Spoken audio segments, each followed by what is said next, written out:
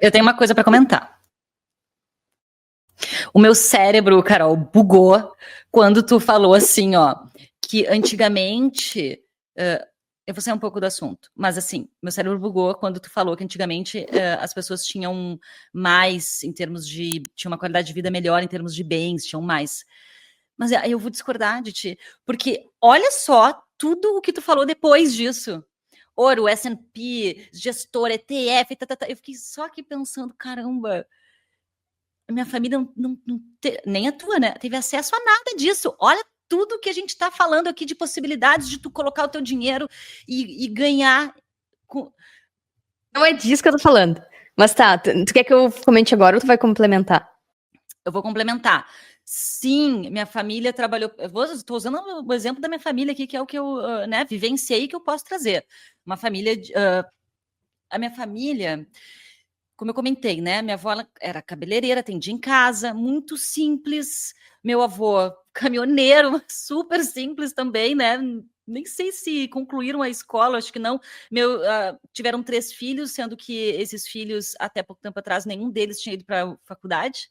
Né? Então, eu e os meus primos que tivemos acesso à faculdade, enfim, né? Falando assim, no sentido de ordem das coisas que tu até então se considerava que era o sucesso, né, das famílias, tu ter os filhos, ir para a universidade e tal, e às vezes vai para o pública, às vezes vai para particular, enfim, tu tem que ter condições de pagar um estudo bom para ir para pública, ou se não paga a particular, que é caro, enfim. Mas, enfim, meus tios e minha mãe foram estudar em escola pública. Já eu fui para particular e os meus primos.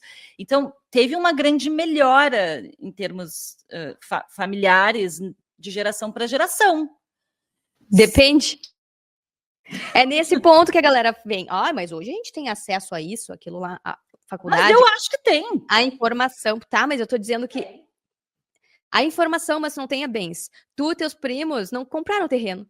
Que teus avós compraram por meio saco de arroz, entendeu? É nesse sentido que eu tô falando. A gente tem muito acesso, a gente tem muito acesso à tecnologia, porque é o efeito deflacionário da tecnologia. Então, tu tá comparando um efeito deflacionário que foi que atingiu completamente a educação, a informação. A gente tem faculdades, a gente está saindo do assunto. A gente tem faculdades que foram completamente desmaterializadas e desmonetizadas ao longo do caminho, ao mesmo tempo que o aumento da demanda por educação reduziu o custo da educação pra caramba, e agora todo mundo tem diploma e não tem emprego. De novo, caímos no mesmo balaio. Todo mundo tem acesso à informação, mas não tem bens. Não tem terreno. Sabe? Tu tem acesso à informação sobre ações no Brasil, a Ibovespa, mas tá tudo isso perdendo para Bitcoin. Tu não tem valor real. Tu tá sendo diluída constantemente porque tu não percebe onde que tá o valor. O valor tá na escassez. Tanto que tem um monte de gente diplomada, desempregada. Porque não tem o mesmo valor que muitas vezes alguém que faz um serviço muito... que não precisou de faculdade, mas muito raro. Aí a gente pode trazer um exemplo, sei lá, uma ceramista, alguma coisa assim. Pessoas... como é que é o nome da pessoa que faz roupa? Costureira? Alfaiate. Um alfaiate. Alfaiate é chique, né? A costureira faz roupas muito boas também, mas eu entendi, tu quis trazer um alfaiate. Tá bom. Existe faculdade de moda, mas não de alfaiataria. Isso é uma coisa meio que se passa de uma pessoa para outra. Enfim, tô trazendo exemplos palpáveis aqui para tentar ancorar o meu pensamento, que é o seguinte: a gente tem muito acesso à informação, mas a informação sem escassez, sem o que ancora valor, né? É o que não pode ser reproduzido. E terreno não pode ser reproduzido, por isso que o tiro terreno é tão famoso, né? O tiro terreno que, tipo, ganhou... Tem terrenos no Brasil que valem muito mais do que empresas na bolsa, sabe? Regiões do Brasil. Então, é nesse ponto que eu tô ancorando. Não confundir acesso à informação a ter bens de verdade, a ter crescimento de verdade. E aí é isso que eu tô falando. Tá, nossas famílias conseguiram comprar terrenos. Na mesma idade, a gente da nossa idade não consegue ter o mesmo acesso. Não consegue comprar as mesmas coisas. E os produtos, e aí voltando à qualidade de vida, estão piorando, que é o que a gente vê nas imagens. Nos anos 70, 80, a galera em Copacabana era super esbelta, bonita, com qualidade de vida. Hoje a gente já vê a galera com sobrepeso, galera da nossa idade com saúde mental deteriorada, tentando se comparar e tentando competir, e com questões físicas também, doenças que estão surgindo por talvez acúmulo de metais no corpo, produtos que foram piorados por causa da inflação na tentativa de redução de custo e preço. A galera não tem mais acesso a, por exemplo, carne, a laticínios, é tudo industrializado. A gente abre um pacote de alimento como se fosse um produto um produto com embalagem de plástico. Então, é nesse sentido o meu argumento de que tá pior em alguns níveis, mas não no acesso à informação. E aí é esse o grande filtro agora, né? As pessoas não sabem o que fazer com tanta informação e não sabem como usar essa informação a seu favor. A gente saiu... Não, isso tem a ver com o mesmo assunto. Se tu for pensar, são coisas que vão vindo na cabeça. Quando tu fala assim, a gente tá falando da aposentadoria. A gente está falando como meu avô se aposentou, como meus pais, né, vão se aposentar, como os teus se aposentaram, como a gente vai se aposentar. A gente está falando de mudanças de geração, de como era no passado, como é hoje, e a gente vai falar aqui agora de futuro também, para quem está aqui se planejando para o futuro e comparando isso com o passado. Por isso que quando tu fala assim, antigamente tinha muito mais acesso, depende ao quê? Né? Tu acabou de trazer isso, tinha acesso a terreno, que a gente, para nós, está muito mais difícil, mas ao mesmo tempo a gente tem acesso à informação e a gente pode viajar e tem acesso a outras coisas, a tecnologia, olha a porta batendo, a tecnologia que nossos pais e avós também não tiveram. Então, mudou o acesso ao quê? Agora vamos voltar para Vamos voltar para a aposentadoria, então, porque na verdade a gente está querendo ter acesso a tudo. A gente quer viver bem e ter acesso a tudo. Quer ter o terreno, quer ter a casa, quer ter o carro, quer ter qualidade de vida, quer ter saúde, quer ter alimentação boa e quer viajar para o exterior para continuar tendo acesso e ampliar a visão de mundo. A gente está falando de uma qualidade de vida que acho que todo mundo busca, todo mundo quer. Claro que pouca gente tem, mas a gente está aqui para justamente ajudar as pessoas a conquistarem isso, né? Total, eu acho que é esse o ponto, né? Porque tu tem mais acesso à informação e tu tem mais gadgets tecnológicos que isso reflete totalmente em melhora. O que é melhor, né? Por exemplo, uma pessoa que tem um terreno consegue muito mais fácil acesso financeiro, consegue colateralizar, consegue fazer operações financeiras e isso abre muitas outras possibilidades. Consegue abrir um negócio porque teve crédito, porque botou o terreno como garantia. Coisa que os jovens já não conseguem mais. Mas, enfim, isso abre margem para outro assunto, que é a grande transferência de riqueza, que a gente já falou no passado, a gente pode relembrar isso. Vamos entrar justamente no objetivo desse podcast, porque senão a gente vai demorar 3 horas aqui. Tá, vamos ao assunto, então, que eu imagino que está todo mundo esperando aqui, já entendemos todo o contexto.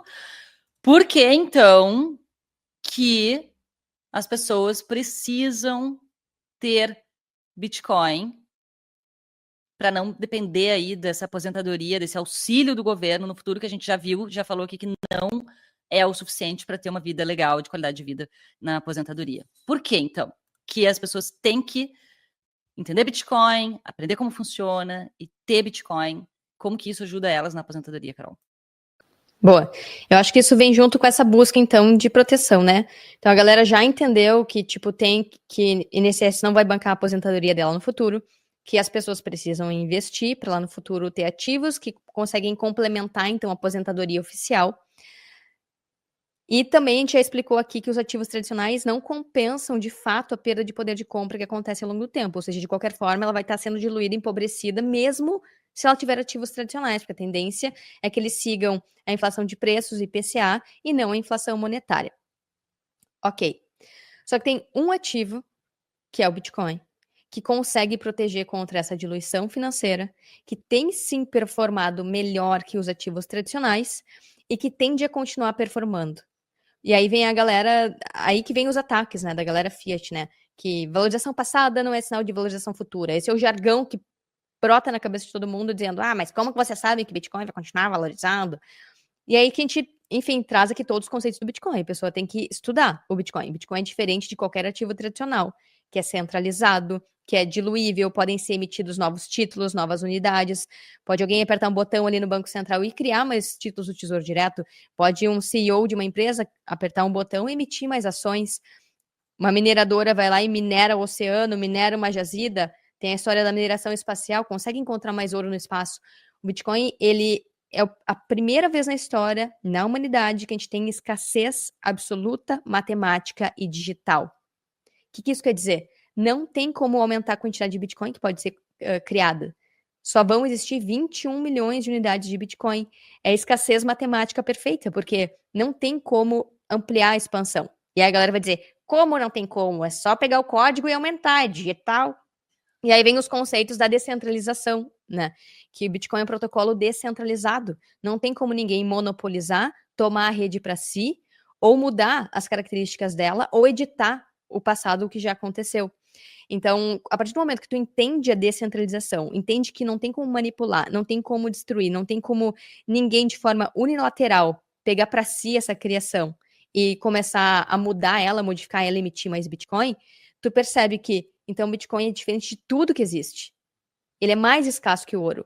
Ele é mais verificável que o ouro. Qualquer pessoa pode ter acesso. Então, ele tende a continuar valorizando, porque se não tem como destruir, é sinal que todo mundo precisa ter esse ativo, pessoas, empresas, países, qualquer pessoa que queira proteger riqueza e patrimônio ao longo do tempo, vai precisar ter pelo menos um pouco de Bitcoin. Eu não estou dizendo que só é para ter só Bitcoin, mas conforme as pessoas forem inserindo o Bitcoin dentro dessa estratégia de diversificação, até a pessoa mais conservadora pode ter 1, 2% de Bitcoin. Isso não vai colocar a carteira dela em risco, não vai deixar ela mais volátil. E aí eu entendo que, por exemplo, tá? Exemplo do teu avô, 86 anos. Ele vai deixar tudo em Bitcoin? Não vai deixar tudo em Bitcoin. Porque se ele precisa pagar, enfim, alguma situação urgente de saúde, uma internação, se for o caso, se o Bitcoin tiver uma queda, ele vai ter menor capacidade de pagar aquele período de internação, exemplo, vai ter menor capacidade em relação ao que ele comprou naquele mês ou naquele momento. Então é natural que, de acordo com o perfil de cada pessoa, ela tem um nível de exposição. Tem pessoas que vão ter 100%, tem pessoas que vão ter 1%. E tá tudo certo, tá tudo bem. Só que o que acontece a partir do momento que a pessoa tem 1% de Bitcoin? Esse 1% de Bitcoin, ele vai valorizando ao longo do tempo, até que daqui a pouco ele vira 2%, 3%, 5%, 10%, 20%, porque ele tem uma valorização muito maior e muito mais rápida que qualquer outro ativo tradicional. E a exposição da pessoa naturalmente começa a subir. Isso quer dizer que Bitcoin é o melhor ativo para você ter para longo prazo e para aposentadoria, porque ele lá na frente te dá muito mais chances de ter uma vida mais confortável, de pagar os seus custos de vida do que qualquer outro ativo tradicional. Porque não tem como mudar o Bitcoin. A tendência é que ele siga assim valorizando com muita volatilidade no curto prazo, mas a aposentadoria é longo prazo, né? Não é curto prazo. Então, no longo prazo, a tendência é que ele proteja melhor que qualquer outro ativo tradicional. Por isso que é imprescindível. E aí eu trouxe aqui alguns cálculos de projeções, porque respondendo finalmente a nossa pergunta inicial, que é quanto ter, então, de Bitcoin para aposentadoria, se eu tenho X, né, perspectiva aí de acúmulo ou não, o quanto ter. Então, eu lapidei aqui, eu garimpei, na verdade, 2 cálculos. Um é de uma thread de um cara que postou no Twitter, que eu achei bem interessante o estudo que ele fez, e o outro é a calculadora da Unchained Capital, que eles dão bem mastigadinho ali, para quem quiser, que estiver aqui assistindo, quiser fazer o seu teste de quanto que precisaria ter. Tá em dólares, mas aí depois converte, faz ali um cálculo de padeiro, assim, no papel, e vai ficar bem claro.